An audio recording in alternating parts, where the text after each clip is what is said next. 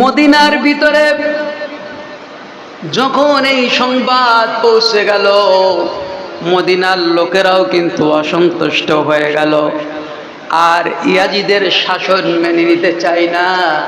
কারণ হুসাইন নবীজির কলিজার টুকরা, তার নির্মম হত্যাকে মদিনাবাসী মেনে নিতে পারে নাই। আব্দুল্লাহ ইবনে হানজালা তিনি যার পিতার শাহাদাত বরণ করার পর স্বয়ং ফেরেশতারা গোসল করিয়েছিল, নবীজির কাছে হানজালার স্ত্রী এসে বলল, ইয়া রাসূলুল্লাহ সাল্লাল্লাহু আলাইহি ওয়াসাল্লাম, আমার স্বামীর উপরে গোসল ফরজ হয়েছিল, আমার স্বামী সেই অবস্থায় আপনার জন্য আপনার মর্মান্তিক অবস্থা শুনে সে আর গোসল করতে যায় নাই, সে জিহাদের ময়দানে ঝাঁপিয়ে পড়েছে। ইয়া রাসূলুল্লাহ, আমার স্বামী শহীদ হয়েছে শুনেছি, কোনো আপত্তি নাই। স্বামী শহীদ হয়েছে, কোনো আপত্তি নাই, তবে একটি কথা, তার উপরে গোসল ফরজ হয়েছে, তাকে গোসল না করাইয়া আপনি তাকে দাফন কাফন করবেন না। শহীদের কারোর গোসল করানো লাগবে না, কিন্তু তাকে গোসল করাতে হবে, তার উপরে গোসল ফরজ হয়েছে। আল্লাহর নবী খোঁজাখুঁজি করলেন যুদ্ধের ময়দানে, হানজালা কই, হানজালা কই? আল্লাহর পক্ষ থেকে ফেরেশতা এসে বলল, ইয়া রাসূলুল্লাহ, হানজালা একটু সময়ের মধ্যে আপনি খুঁজে পাবেন, তার গোসল আল্লাহ রাব্বুল আলামিন এত সন্তুষ্ট হয়েছে তার শাহাদাত বরণে, ফেরেশতারা তাকে গোসল করাচ্ছে হাউজে কাউসারে পানি দিয়ে। সেই হানজালার সন্তান আব্দুল্লাহ ইবনে হানজালা তিনি বললেন, যে অবস্থা তৈরি হয়েছে, হুসাইনকে শাহাদাত বরণ করানো হয়েছে, নিষ্ঠুরতা করা হয়েছে, তার উপর ঘোড়া লাফানো হয়েছে, তার শরীরের উপরে মানতে পারি না। ইয়াজিদের ক্ষমতা, ইয়াজিদের খলিফা আমরা মানতে পারি না। মদিনার থেকে যিনি ছিলেন ইয়াজিদের গভর্নর, তাকে পাঠিয়ে দিলেন, যাও তোমার আর থাকা লাগবে না, মদিনা থেকে বের হয়ে যাও। গভর্নরকে তাড়িয়ে দিলেন যে আমরা ইয়াজিদের শাসন আর মানি না। নবীর আহল পরিবারদের সাথে যে বেজ্জিতি করা হয়েছে, আমরা আর কোনোভাবেই মদিনা ইয়াজিদের শাসন মানতে চাই না, তাকে বের করে দেওয়া হলো। এবং মক্কায় ছিল তিনি হলেন একজন জলিলুল কদর সাহাবী, তার নির্দেশেও মক্কায় কিন্তু ইয়াজিদের শাসন থেকে মানুষ মুখ ফেরা নিল। মক্কায়ও এরকম অবস্থা তৈরি হলো যে মক্কা ভূমিতে ইয়াজিদের গভর্নরকে রাখা যাবে না। আব্দুল্লাহ ইবনে জুবাইর রাদিয়াল্লাহু তাআলা আনহু বড় মাপের সাহাবী, তিনি বললেন, হুসাইন যখন শহীদ হয়েছে আমরা ইয়াজিদের খেলাফত আর মেনে নিতে পারি না। এখন মক্কা আর মদিনা সব থেকে ইসলাম যে জায়গায় বেশি চর্চা হয়েছে, যেখান থেকে কোরআন নাজিল হয়েছে, যেখান থেকে কোরআন পৌঁছেছে সারা বিশ্বে, সেই দুই জায়গা যদি না মেনে নেয়, ইয়াজিদ যখন এই সংবাদ শুনতে পেল, তখন ইয়াজিদ বলল, তাহলে আমার শাসন ক্ষমতা আর বেশি দিন টিকে থাকবে না। ইয়াজিদ এই খবর যখন পেয়ে গেল, আমার গভর্নরদেরকে বের করে দেওয়া হয়েছে, আমার খেলাফত মক্কায় আর মদিনায় আর টিকবে না, তাহলে সারা বিশ্বে আমার ক্ষমতা টিকবে না। এই অবস্থা টের পেয়ে ইয়াজিদ কিন্তু আর বসে থাকলো না। মুসলিম বিন উকবা নামক একজন বৃদ্ধ লোক, উমাইয়া বংশের, এই উমাইয়া বংশের একজন ব্যক্তি শাসক হলো ইয়াজিদ, আর তার বংশের একজন বৃদ্ধ লোককে সে বাছাই করে নিল, যার ভিতরে ছিল রক্ত পিপাসু নিষ্ঠুরতা, তাকে বেছে নিল আর বলে দিল যে মদিনায় যেতে হবে, আমার মদিনায় যদি লোকেরা না মানে, খেলাফত না মানে, তাহলে সারা বিশ্বে আমার খেলাফত তছনছ হয়ে যাবে, আস্তে আস্তে কেউ আমাকে খলিফা হিসেবে মানবে না। যাও গিয়ে 12,000 সৈন্য নিয়ে যাও। 12,000 সৈন্য নিয়ে সেখানে প্রথম আলটিমেটাম দেবে যে 3 দিনের ভিতরে ইয়াজিদের খিলাফত মেনে নিতে হবে, ইয়াজিদের আনুগত্য মেনে নিতে হবে। যদি তারা না মানে 3 দিন পর তাদের উপরে অতর্কিত আক্রমণ শুরু করে দিবে। 3 দিন সময় দিবে, 3 দিনের ভিতরে তারা যদি আমার আনুগত্য স্বীকার না করে অতর্কিত আক্রমণ করবে। আর আক্রমণ করে যদি জয়ী হতে পারো তাহলে আমার 12,000 সৈন্যদের জন্য 3 দিন সব অবৈধ কাজকে বৈধ করে দেওয়া হবে।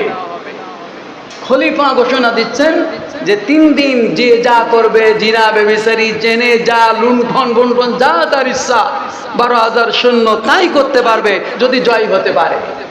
একটা প্রলোভন দিয়ে দিল, নিষ্ঠুর প্রলোভন দিয়ে দিল।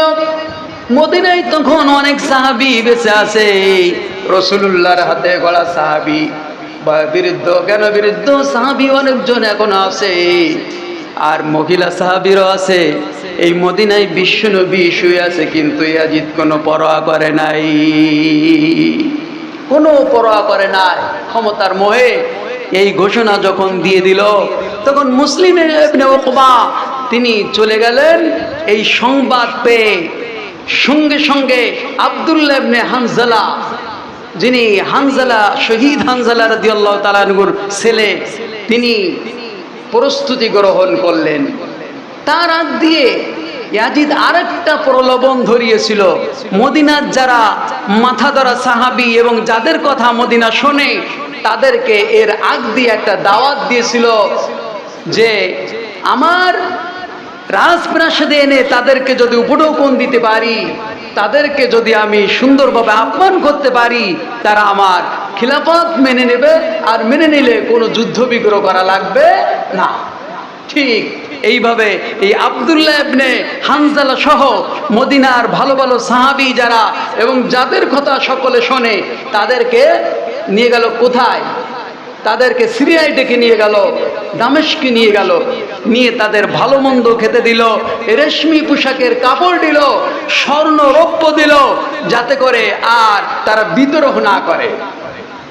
কিন্তু না, আব্দুল্লাহ ইবনে হানজালা মসজিদে নববীতে দাঁড়াই দাঁড়াই সকল সাহাবীদেরকে লক্ষ্য করে ভাষণ দিল, তোমরা ইয়াজিদের যদি আনুগত্য করো আল্লাহ পাক তোমাদের উপর অসন্তুষ্ট হয়ে যাবে, যদিও ইয়াজিদের ক্ষমতা অনেক বেশি। কারণ আমরা যা দেখেছি তার রাজপ্রাসাদে মদ্যপান করা হয়, তার রাজপ্রাসাদে নাচ গানের ব্যবস্থা করা হয়, তার রাজপ্রাসাদে নবীজির সুন্নাতকে বেশি গুরুত্ব দেওয়া হয় না, অমান্য করা হয়। এজন্য ইয়াজিদের কোনোভাবে আনুগত্য করা যাবে না। এই আব্দুল্লাহ ইবনে হানজালার বক্তব্য শুনে সকল মহিলা সাহাবী এবং যারা তাবেঈ সাহাবীদের সন্তান সন্ততি তারা এক বাক্যে বলল, জীবন দেব কিন্তু ইয়াজিদের সামনে মাথা নত করব না, ইয়াজিদের সামনে মাথা নত করব না। কারণ ইয়াজিদ তার ভিতরে আমল আখলাক নীতি নৈতিকতা, সে রাষ্ট্র ক্ষমতা পেয়ে সব ভুলে গিয়েছে। আব্দুল্লাহ ইবনে হানজালা তিনি ঘোষণা দিলেন, যদিও তারা আমাদের বিরুদ্ধে যুদ্ধের ঘোষণা করেছে, জীবন দিয়ে দেব কিন্তু ঈমান দিব না, নবীজির দ্বীন বিলীন হতে দেব না, আর হুসাইন নবীর পরিবারের অবমাননা সহ্য করতে পারবো না। চলে এলো মুসলিম বিন উকবা তার 12,000 বাহিনী নিয়ে। এদিকে নবীজি যেভাবে খন্দক খুঁজেছিল মক্কার কাফেরদের ঠেকানোর জন্য, ঠিক একইভাবে আব্দুল্লাহ ইবনে হানজালা বললেন, আমরা যুবক বৃদ্ধ মিলে চতুর্দিকে আমাদের পাহাড় রয়েছে, চতুর্দিকে ঘেরা আছে, যে দিক দিয়ে আমাদের একটু ফাঁকা আছে সেই দিক দিয়ে আমরা খাল খনন করব, নবীজি বেঁচে থেকে যেভাবে খাল খনন করেছিলেন, খন্দক খুঁজেছিলেন, ঠিক সেইভাবে আমরাও কিন্তু আজকে খন্দকের ব্যবস্থা করব, আমরাও খাল খনন করব। একইভাবে খাল খনন করলেন যাতে পার না হতে পারে, তারা ঘোড়া নিয়ে আসতে না পারে, ঘোড়া লাভ যত দূর তার থেকে বেশি দূর খুঁজে রাখবো। ঠিক সেইভাবে খুঁজলেন, কিন্তু খুঁজার পরেও যে বেশি কাজ হলো না তার কিছু কারণ রয়েছে। মুসলিম ইবনে উকবা 12,000 সৈন্য এনে আব্দুল্লাহ ইবনে হানজালাকে বললেন, আব্দুল্লাহ ইবনে হানজালা, এখন যদি 3 দিনের ভিতরে আজিদ ঘোষণা করেছে আনুগত্য স্বীকার করো, তাহলে তোমাদেরকে সাধারণভাবে ক্ষমা করে দেওয়া হবে, তোমাদের উপরে আক্রমণ করা হবে না, রক্ত ঝরানো হবে না। আর যদি 3 দিন সময় দেওয়া হলে এর ভিতরে যদি আনুগত্য স্বীকার না করো, তাহলে মদিনা আমরা তছনছ করে দিব। আব্দুল্লাহ ইবনে হানজালা বললেন, না, হতে পারে না। ইয়াজিদ সে আল্লাহর নবীর দিন থেকে দূরে সরে গিয়েছে, আমার হুসাইনকে হত্যা করেছে, আমাদের নবীর বংশের মহিলাদেরকে বেজ্জিত করেছে, নবীর পরিবারের অসংখ্য মানুষকে তারা শহীদ করেছে। মেনে নিতে পারি না। ফোরাতের পানি তারা বন্ধ করে তাদেরকে অতর্কিতভাবে হামলা করেছে, আমরা এটা সহ্য করতে পারি না। ঠিক যুদ্ধ শুরু হয়ে গেল 3 দিন পর। যুদ্ধ শুরু হলে উমাইয়া গোত্রের ভিতরে যারা, তারা তো কিছু মদিনায় এখনো আছে, যাদেরকে হারিসা গোত্র বলা হয়, হারিসা বলা হয়। এই হারিসার ভিতর দিয়ে এই উমাইয়া বংশের লোকেরা তারা পিছনের দরজা খুলে দিল, মদিনার অন্য দিক থেকে যে পাশ থেকে আসা যাবে সেই দিকটা এদেরকে দেখিয়ে দিল। যুদ্ধ সামনে চলছে, কয়েকদিন যুদ্ধ লাগাতার চলছে। বীর বিক্রমের সাথে ইমানি জজবা নিয়ে মদিনাবাসী যুদ্ধ করছে, এক প্রান্তে জয়ী হয়ে যায়। এমন মুহূর্তে এই উমাইয়া বংশের লোকেরা যারা এখানে ছিল মদিনায়, তারা পিছনের দরজা দেখাই দিল কোন পাশটি মদিনায় ঢোকা যাবে। সেই দিক দিয়ে কিছু সংখ্যক সৈন্যরা ঢুকে পড়ে পিছন দিক থেকে সামনের দিক থেকে অতর্কিত আক্রমণ করে মদিনাবাসীকে পরাস্ত করে ফেলল। মদিনাবাসী যখন পরাস্ত হয়ে গেল, দিক বিদিক ছুটতে লাগলো, তখন মুসলিম বিন উকবার নেতৃত্বে যারা সৈন্য সামন্ত ছিল, তারা নবীজির মসজিদে নববী তার ভিতরে পর্যন্ত ঘোড়া উঠাইয়া বেঁধে রাখলো। নেদানো চেনানো সব কিছু তার ভিতরে হয়। 3 দিনের মধ্যে কোনো আজান নামাজ কালাম কিচ্ছু হয় নাই। নবীজি পাশে শুয়ে আছে। ক্ষমতার মোহ কত দেখেন, মানুষের যুগে যুগে ক্ষমতার মোহ কত। ইসলাম নবী আল্লাহ পরোয়া করে না, মানুষের আল্লাহর ভয় করে না। নবীজি পাশে শুয়ে আছেন, সেখানে ঘোড়া দিয়ে নেদাচ্ছে, চেনাচ্ছে, আজান হচ্ছে না, নামাজ হচ্ছে না। আর এদিকে জিনা ব্যভিচারী সয়লাভ পড়ে গেল। সৈন্য সামন্তদেরকে বৈধ করে দিয়েছে 3 দিনকে আজিদ। সেই খলিফার কথা শুনে তারা বৈধ মনে করে, অবৈধ আল্লাহর অবৈধ দেওয়াকে বৈধ হিসাবে তারা পালন করে তারা যে অবস্থা করলো, আল্লাহ রাব্বুল আলামিন ছাড় দেন কিন্তু ছেড়ে দেন না। আল্লাহ কিছু সময় ছাড় দেন, দিয়ে দেখেন লিনানজুরা কাইফা তা'মালুন, তারা কি করতে চায়, ক্ষমতার ব্যবহার কি করতে চায়। আর আল্লাহ যখন ধরে না, ধরলে আল্লাহ ছাড়ে না। আল্লাহ রাব্বুল আলামিন তার হাবিব শুয়ে আছে, মদিনার অসংখ্য জিনা ব্যভিচারী সব হয়ে গেল। মুসলিম ইবনে উকবা কিন্তু এবার যাবে মক্কায় আক্রমণের জন্য। মক্কায় আক্রমণ করবে, মক্কাবাসীদেরকেও কি পরাস্ত করতে হবে। আব্দুল্লাহ ইবনে জুবাইর রাদিয়াল্লাহু তাআলা আনহু, তিনি কিন্তু বড় মাপের সাহাবী আর বড় মাপের যোদ্ধা বীর। তিনিও মক্কায় ঘোষণা দিয়েছেন, নবীর পরিবারকে যখন অপদস্থ করেছে, ইমাম হুসাইনকে যখন শাহাদাত বরণ করিয়েছে, পরিবার পরিজনদেরকে হেনস্থ করেছে, আমরা মক্কায় ইয়াজিদের শাসন ক্ষমতা মেনে নিতে পারি না। এবার মুসলিম ইবনে উকবা তার বাহিনী নিয়ে যাচ্ছে মক্কার দিকে। আর ইয়াজিদের বাহিনী যেমন ছিল অস্ত্র শস্ত্র ভালো, তেমন ছিল সৈন্য সমান্ত ট্রেনিং প্রাপ্ত। তারা মক্কার ভিতরে ঢোকার আগে মুসলিম ইবনে উকবা তার জ্বর এসে গেল, প্রচন্ড জ্বর, পেটে ব্যথা। এইভাবে করে ডাক্তার কবিরাজে কোনোটাই তাকে আর ভালো হয় না। সে প্রতিমধ্যে মৃত্যুবরণ করলো। মৃত্যুবরণ করার আগ দিয়ে অসুস্থ অবস্থায় তিনি হুসাইন ইবনে নুমাইর একজনকে সে দায়িত্ব দিল, সেনাপতির দায়িত্ব। হুসাইন ইবনে নুমাইর তিনি দায়িত্ব নিয়ে মৃত্যুর পরে মক্কার অবস্থান করলেন। আবু কুবাইস পাহাড়ে উঠলেন। মক্কা তো চতুর্পাশে পাহাড়, এই পাহাড়ের ভিতরে সৈন্য সামন্ত সব উঠে গেল এবং তাদের মর্মান্তিক আক্রমণ করার জন্য যে অস্ত্র শস্ত্র সব ফিট করে ফেলল। এবার যুদ্ধের জন্য তারা ডাক দিল, তোমরা আত্মসমর্পণ করো, ইয়াজিদের খেলাফত মেনে নাও, অন্যথায় আমাদের সঙ্গে লড়তে হবে। আব্দুল্লাহ ইবনে জুবাইর রাদিয়াল্লাহু তাআলা আনহু দেখলেন তাদের রণকৌশল, তাদের অবস্থা দেখে চিন্তা করলেন এদের সঙ্গে যুদ্ধ করে মক্কাবাসী পারবে না। এমন অবস্থায় আত্মসমর্পণ করলেন না। তারা নির্বিঘ্নে আক্রমণ করা শুরু করে দিল। এমনকি কাবা ঘরের উপর আক্রমণ শুরু করে দিল, যে কাবা ঘরের সোজাসুজি আল্লাহ রব্বুল আলামিনের আরশ। আল্লাহ রব্বুল আলামিনের আরশ যে কাবা ঘরের সোজাসুজি অনেক অনেক উপরে, কিন্তু আল্লাহ রব্বুল আলামিন তো দেখেন। কাবা শরীফের উপরে আগ্নি অস্ত্র দিয়ে আগুনের গোটা গোটা দলা দলা আগুনের অস্ত্র দিয়ে তারা আগুন নিক্ষেপ করতে লাগলো। কাবা শরীফের গিলাফগুলো পুড়ে যেতে লাগলো। আর কাঠের তৈরি কাবা শরীফের চাল, তার উপর আক্রমণ করার কারণে এই কাবা ঘরের ছাদ পর্যন্ত ধরে গেল। এই দেখে তারা অত্যন্ত আনন্দিত হলো যে কাবা ঘর ধ্বংস করে দিয়েছি, এখন তারা আত্মসমর্পণ করবে।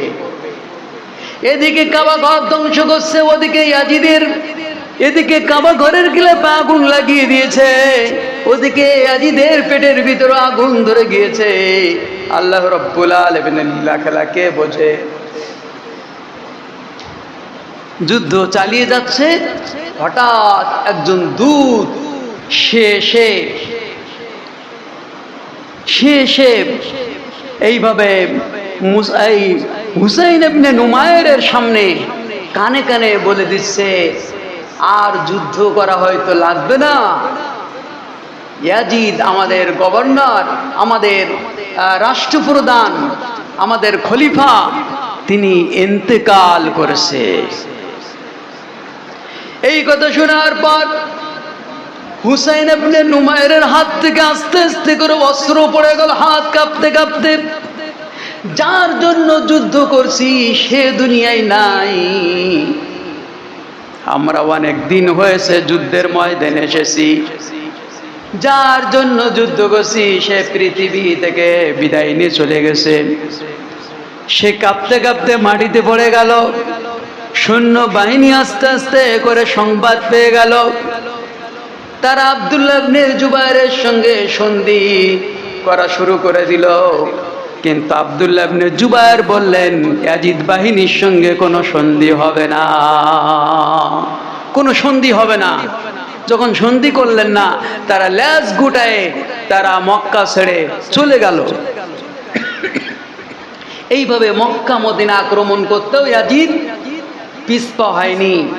যে সমস্ত কাণ্ড করেছে তা ইতিহাসে নজিরবিহীন।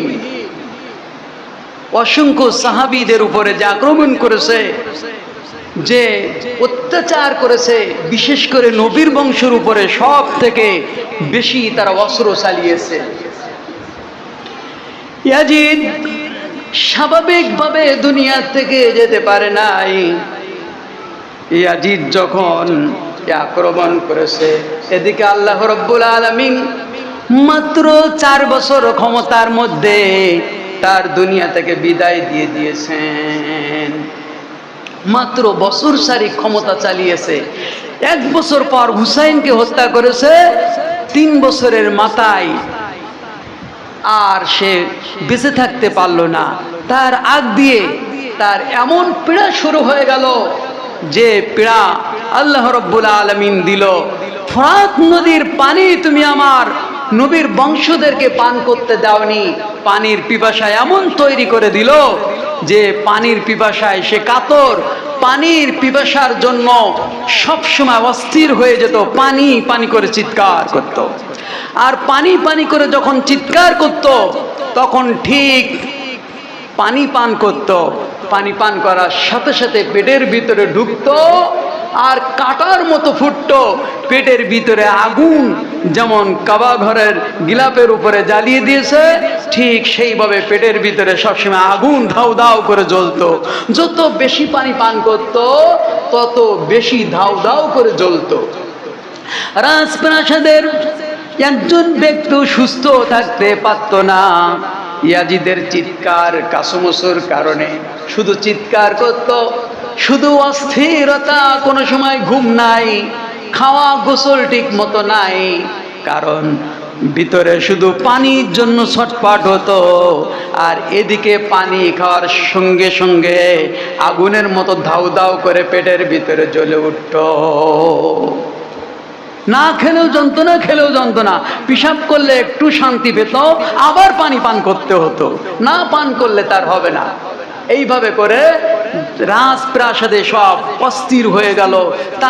তার জন্য সবাই বদদোয়া করতে লাগলো, এই যদি খলিফা মরতো আমরা একটু শান্তিতে বসবাস করতে পারতাম, শান্তিতে থাকতে পারতাম। এমন অবস্থায় তার একটা বানর ছিল, যে বানরের সাথে সে একটু সময় কাটাতো, আড্ডা দিত, বানরের সাথে খেলাধুলো করত। বানরটাও তাকে ছেড়ে চলে গেল কোথায়? জঙ্গলে চলে গেল। বানরও তার কাছে থাকলো না। এখন মন্ত্রী পরিষদ যারা, তারা পরামর্শ দিল, আচ্ছা জাহাপানা খলিফা, আপনার বানরটা তো চলে গেছে জঙ্গলে, আপনি যদি চান তাহলে বানরটা আমরা আপনার সঙ্গে খুঁজতে যাই। সে রাজি হলো যে আমার শরীর তো একেবারে জীর্ণ শীর্ণ হয়ে গেছে, হাড় ছাড়া কিচ্ছু নাই, আমার অবস্থা খারাপ, আমার জন্য সবাই অস্থির হয়ে যায়। এখন যদি একটু জঙ্গলে গিয়ে বানরটা খুঁজে আনি তাহলে তার সঙ্গে একটু সময় দিলে ভালো হয়। বানর খোঁজার জন্য উঠলো হুসাইনের ঘোড়ায়। কোন ঘোড়ায়? ইমাম হুসাইন যে ঘোড়ায় যুদ্ধ করতে এসেছিলাম, সেই ঘোড়াটি পুরস্কার দিয়েছিল ইয়াজিদকে। এই ঘোড়ার উপরে সে আরোহণ করলো। হুসাইনের ঘোড়া হুসাইনকে চেনে, কিন্তু ইয়াজিদকে তো চেনে না। ইয়াজিদকে চেনবে? হুসাইনের ঘোড়া হুসাইনকে চেনে, মালিককে চেনে, কিন্তু ইয়াজিদকে তো মূল্যায়ন করবে না। ঠিক এই ঘোড়ার পিঠে যখন উঠেছে, কিছু দূর যাওয়ার পর 2-1 মিনিট বেশি হলেও, মনে করেন আজকে ঘটনাটা শেষ করে দেবো অল্প বলে, ইয়াজিদ ওই ঘোড়ার পিঠে যখন উঠেছে তখন কি হলো? ইয়াজিদ এবং তার বাহিনী নিয়ে, মন্ত্রী পরিষদ নিয়ে যখন যাচ্ছে, তখন এমন ছুট দিছে ঘোড়া, সে ঘোড়ার পিছে আর কোনো ঘোড়া যেতে পারে না। সব মনে করেন এদিকে মরিরামপুর আর উনি আছে যশোর, উনার আর খুঁজে পায় কে? এবার ঘোড়া এমন ভাবে একটা ডিগবাজি দিয়েছে, হুসাইনের ঘোড়া, নাফরমান, আমার মনিককে তুই হত্যা করেছিস, এমন এক ডিগবাজি দিয়েছে। ইয়াজিদ ওই ঘোড়ার পিঠ থেকে পড়ে গিয়েছে, আর তার দড়ি কিছু সংখ্যক বাঁধা ছিল ওই ঘোড়ার পায়ের সঙ্গে, পিঠের সঙ্গে।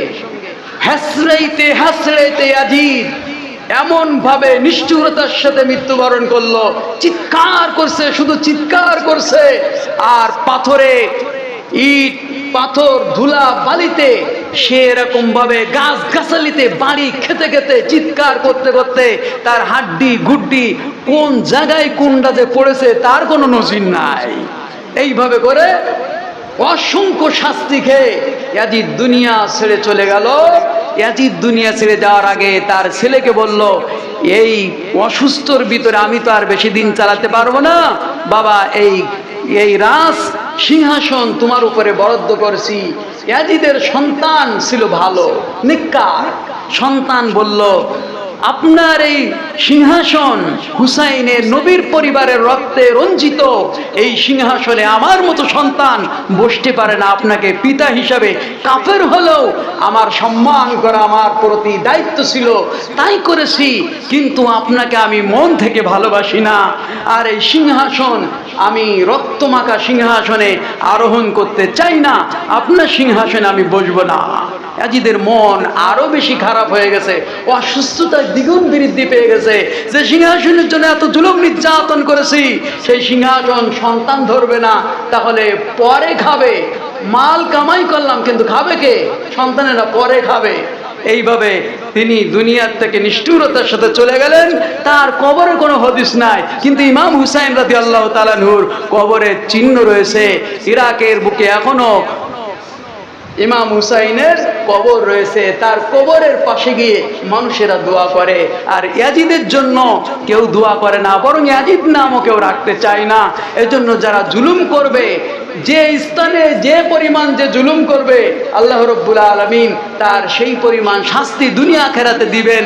এজন্য জুলুম নির্যাতন থেকে আমরা যেন সব সময় দূরে থাকি। আল্লাহ আমাদেরকে সহানুভূতি দান করেন, আমাদের মনকে নরম, সহনশীল, ভদ্র চরিত্র আমাদের ভিতরে যেন উন্নত মানের চরিত্র দান করেন, বলেন আমিন।